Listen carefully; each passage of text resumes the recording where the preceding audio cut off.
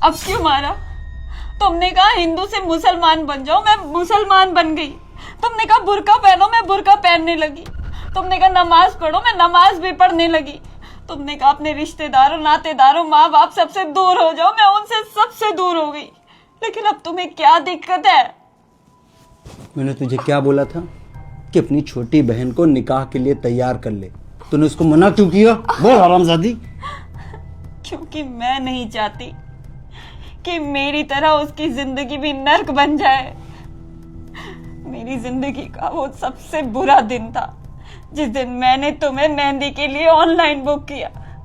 अगर तुम माथे पे तिलक और हाथ में कलावा बांध कर नहीं आते तो मैं तुमसे मेहंदी नहीं लगवाती और मेरी जिंदगी भी नरक ना होती। ये माथे पे तिलक, हाथ में कलावा, ये तो वीजा है हिंदुओं के घर में घुसने के लिए। अपनी छोटी बहन को जितनी जल्दी हो सके निकाह के लिए मना, नहीं तो तू भी टुकड़े में मिलेगी और वो भी टुकड़े में मिलेगी। समझी हरामजादे?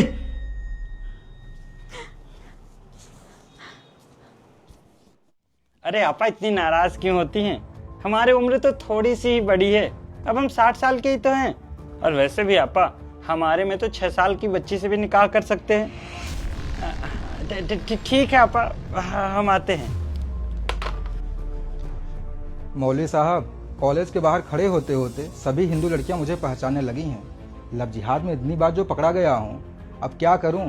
कैसे टारगेट करूँ इन हिंदू लड़कियों को?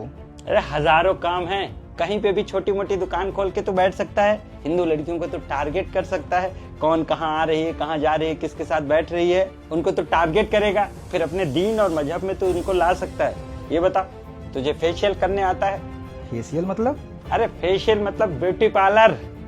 अब तो ब्यूटी पार्लर में जाएगा, वहां पे हिंदू लड़की आएंगी, फिर उनके तो गालों का मसाज करेगा, उनके हाथों का मसाज करेगा, उनके पैरों का मसाज करेगा। फिर जब तुझे मौका मिल जाएगा उनके अश्लील फोटो तो खींच लेगा, फिर मेल जोल बढ़ाएगा, फिर उनको होटल में बुलाएगा, उनके साथ सोएगा, अश्लील वीडियो बनाएगा, फिर उनको अश्लील वीडियो भेज के बोलेगा कन्वर्ट हो जाओ, नहीं तो ये सब वायरल कर देंगे।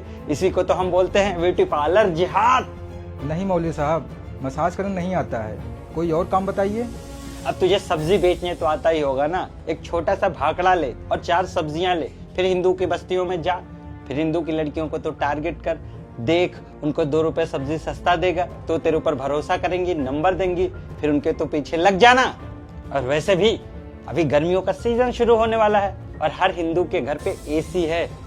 अब एसी खराब भी होगी तो बनाने कौन जाएगा? तुम जैसे जिहादी। अब हिंदू मर्द तो बाहर काम करते रहेंगे, लेकिन तुम एसी बनाने जाना, 2 रुपए सस्ता लेना, फिर देखना लड़की कौन है, मैरिड है, अनमैरिड है, उसको टारगेट करना, फिर प्यार के जाल में फंसाना, फिर होटल बुलाना, उसके साथ अश्लील वीडियोग्राफी करना, फिर उनको भेजना, फिर उनको ब्लैकमेल करना कि हमारे दीन और मजहब में आ जाओ, नहीं तो ये वायरल कर देंगे। तभी तो अल्लाह हमसे खुश होगा, 72 हूरें देंगी। नहीं मौलवी साहब, ये भी काम नहीं आता है, कोई और काम बताइए। अब देख, हिंदुओं के ना शादियों का सीजन शुरू होने वाला है और तुझे मेहंदी लगाना तो आता होगा ना, बहुत आसान काम है। अब तो हिंदुओं के घर पे जाएगा, 50-50 औरतें बैठी होंगी, सबके हाथों में तो धीरे धीरे मेहंदी लगाएगा, फिर उनको अपना नंबर देगा, उसमें से कुछ लड़कियां तेरे से बात करेंगी, धीरे धीरे जब बात करेंगी तो मेल जोल बढ़ेगा, अपने पास बुलाएगा, फिर उनके साथ सोएगा, फिर उनको ब्लैकमेल करेगा, फिर अपने दीन और मजहब में लाएगा। इसी को तो बोलते हैं मेहंदी जिहाद। मौलवी साहब, मेहंदी लगाना मैं 2-3 दिन में सीख जाऊंगा। वैसे आपने बिल्कुल सही बोला, हिंदू लड़कियां शादी में खूब सारा मेहंदी लगवाती हैं, इनको आसानी से टारगेट कर सकता हूं। अपने सभी लोगों को इकट्ठा करके मेहंदी जिहाद में लग जाता हूं। वैसे मौलवी साहब, मेरी बेगम है ना, उनकी पीठ में बहुत दर्द रहता है, वो दुआ वाला पानी फूंक कर दे दीजिए। अरे तो हमारा कौमी भाई है, फूंक के क्यों देना? अपनी बेगम को यहीं पे ला के छोड़ दे, हम फूंक देंगे, सब कुछ ठीक हो जाएगा। ठीक है मौलवी साहब, मैं अपनी बेगम को आपके पास भेजता हूँ। ठीक है, चल जा।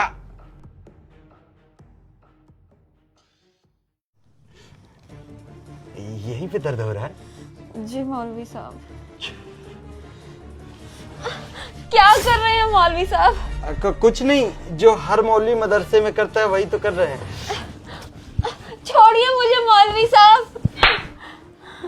तेरी इतनी हिम्मत कि तूने हम पे हाथ उठाया, आज से तेरा हम हुक्का पानी बंद करवा देंगे।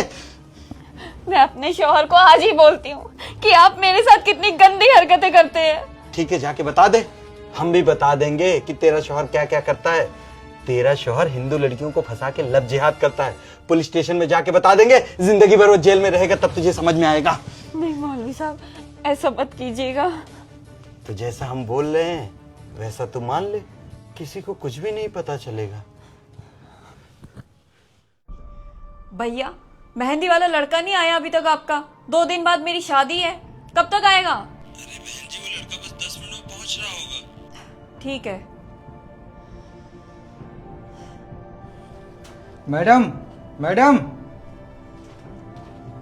आप कौन? आपका नाम? शंकर सिंह मैडम। आधार कार्ड दिखाइए। अरे मैडम, 2 दिन पहले मेरी बाइक चोरी हो गई, तो सारा डॉक्यूमेंट उसी में था। भैया क्या है ना, आजकल मेहंदी जिहाद बहुत चल रहा है, बस इसीलिए चेक करना पड़ता है। अरे मैडम, मैं हिंदू हूँ, ये देखिए, हाथ में कलावा, गले में रुद्राक्ष, माथे पे तिलक, और तो और मुझे श्लोक भी याद है, ओम भूर्भुवः स्वः। अच्छा ठीक है ठीक है, अब मैं आपसे निश्चिंत होकर मेहंदी लगवा सकती हूँ। आइए आप। जी मैडम। भैया, आपने मेहंदी तो बहुत अच्छी लगाई है, कहाँ से सीखी? मैडम, सालों की मेहनत है। वैसे मैडम, आपकी शादी कब है? 2 दिन बाद। 2 दिन बाद आपका शादी है, लेकिन आपका घर तो बिल्कुल सजा ही नहीं है। मेरी शादी गेस्ट हाउस से हो रही है। तो मैडम, आपके घर वाले नहीं दिख रहे हैं? ये मेरे दोस्त का घर है। तो आपके दोस्त लोग भी नहीं दिख रहे हैं मैडम? मेरे दोस्त लोग शादी की शॉपिंग के लिए बाहर जा रखे हैं। अच्छा। अजीब सी इसमें।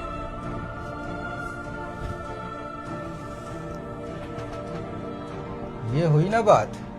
अब तेरे साथ सोऊंगा भी, अश्लील वीडियो भी बनाऊंगा। जब तू मेरे मजहब में आ जाएगी, अल्लाह खुश होकर हमें जन्नत देगा, 72 हूरें देगा।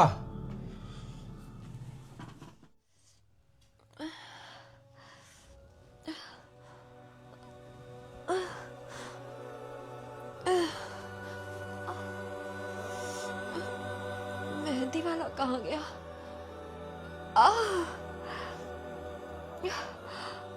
मुझे इतना दर्द क्यों हो रहा है?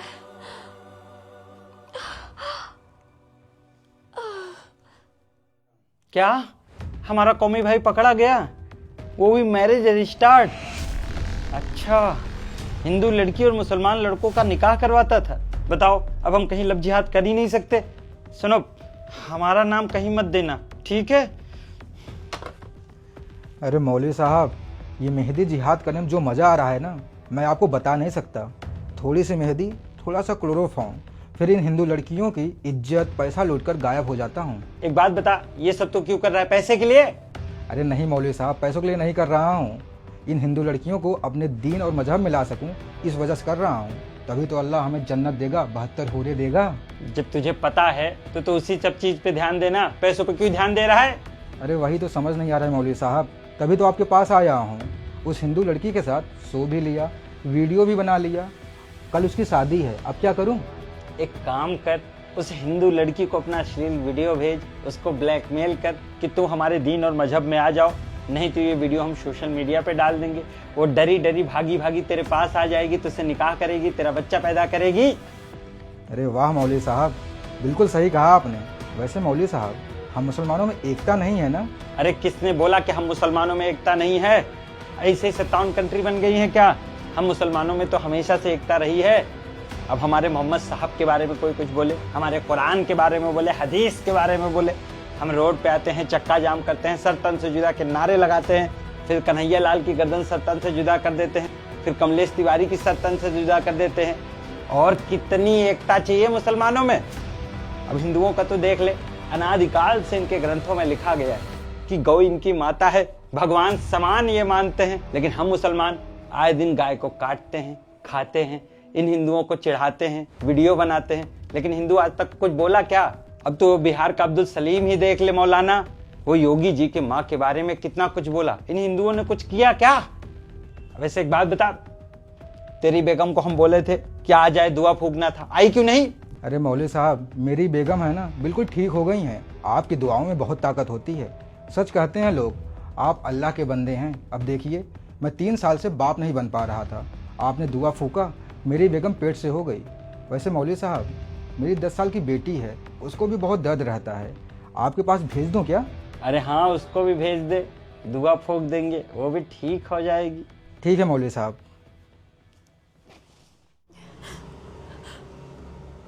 तुमने मुझे यहाँ क्यों बुलाया और मेरे साथ ये सब क्यों कर रहे हो? क्योंकि हम मुसलमान हैं, हमारे दीन और मजहब में लिखा गया है तुम इन काफिरों को कन्वर्ट करके अपने मजहब में लाओगे तो अल्लाह खुश होगा। अल्लाह खुश होकर तुम्हें जन्नत देगा, 72 हूरें देगा। अगर तुम मेरी वीडियो सोशल मीडिया पर डाल दोगे तो मेरी शादी टूट जाएगी, मेरी जिंदगी बर्बाद हो जाएगी, मेरे माँ बाप का नाम खराब हो जाएगा। तुम समझ क्यों नहीं रहे हो? अगर तू बर्बाद नहीं होना चाहती तो कलमा पढ़, हमारे मजहब में आ जा। दुनिया चांद तारों की बातें करती है, लेकिन तुम जिहादी सिर्फ 72 हूरों की ही बातें करते रहते हो। तुम जिहादी किसको बोली? हाँ, किसको बोली जिहादी? रुक, तुझे दिखाता हूँ ये जिहादी क्या कर सकता है। ये ले, तेरी गंदी गंदी फोटो वीडियो सब सोशल मीडिया पर अपलोड कर दिया हूँ। अब देखता हूँ तुझसे शादी कौन करता है। ऐसा मत करो प्लीज, ऐसा मत करो। मेरी शादी टूट जाएगी, मेरा नाम खराब हो जाएगा, मेरे माँ बाप का नाम खराब हो जाएगा। ऐसा मत करो। अच्छा, तुम्हें पैसे चाहिए तो तुम पैसे ले लो, तुम्हें मेरे जेवर चाहिए तो तुम ले लो। अगर तुम्हें मेरे साथ कुछ करना है तो कर लो, लेकिन प्लीज ऐसा मत करो।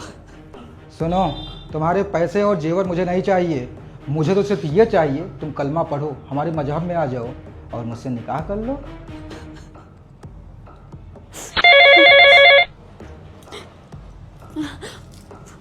पापा, तुम मेरी औलाद है ना, मुझे तुझसे ये उम्मीद नहीं थी। आज ही तेरी शादी है और ऐसी गंदी वीडियो और फोटो सोशल मीडिया पे डालती है, तेरी शादी टूट गई है। नहीं पापा,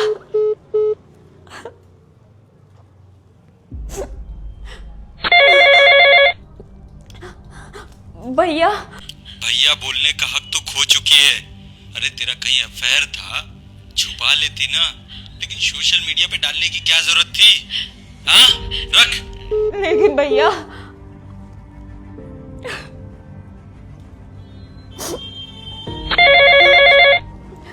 सुनिए जी, मैं अपनी बेइज्जती बर्दाश्त कर सकता हूँ, लेकिन अपने माँ बाप की नहीं। मैं तुमसे शादी नहीं कर पाऊंगा, मुझे माफ करना। तुम इतनी बड़ी बच्चलन हो। अच्छी, लेकिन मेरी तो शादी टूट गई ना। अब तुम्हारे पास अब्दुल कलाम कोई दूसरा रास्ता नहीं है। एक बात तो तय है, तुम जिहादियों की परछाई जिस भी लड़की पर पड़ती है ना, उसका मरना तय है। तुम जिहादी 72 हूरों के चक्कर में हिंदू लड़की के पीछे ऐसे कुत्तों की तरह पड़े रहते हो, फिर अपने दीन और मजहब के नाम पर उस लड़की के कभी 36 टुकड़े कर देते हो तो कभी 40 टुकड़े कर देते हो, चाहे वो कोई भी हो। तो आगे क्या सोचा है? सोचा क्या है? मेरा मरना तो तय है। तुम्हारे जैसे सुअरों का एक ही इलाज है, तुम्हें 72 हूरों के पास पहुंचा देना चाहिए। आज भी हिंदू आंखें मूंदे बैठा है, हर रोज हिंदुओं को कटते मरते देख रहा है। क्या हिंदुओं का खून नहीं खौलता अपनी बहनों को मरता कटता देख के? क्या हिंदुओं का खून पानी हो चुका है? अगर हिंदुओं ने आज भी आंखें नहीं खोली ना, तो हिंदुओं से बड़ा नपुंसक कोई नहीं। हम अपनी बहन बेटियों की सुरक्षा के लिए लड़ाई लड़ रहे हैं, तो आप अपना कंट्रीब्यूशन जरूर दें ताकि हम और मजबूत होकर इन जिहादियों के खिलाफ लड़ाई लड़ सकें।